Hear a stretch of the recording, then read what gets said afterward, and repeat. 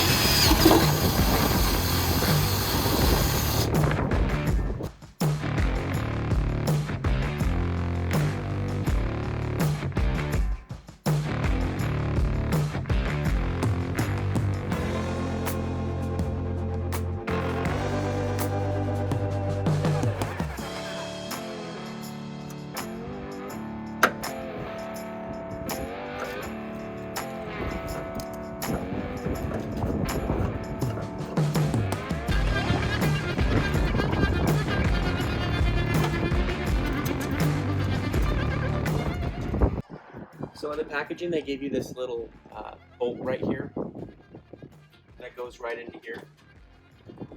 But what we're going to do is we're going to give it a little bit more strength. I got a lock washer and a regular washer.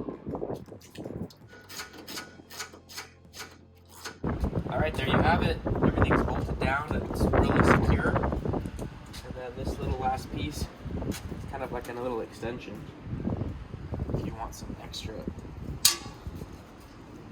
length on your table.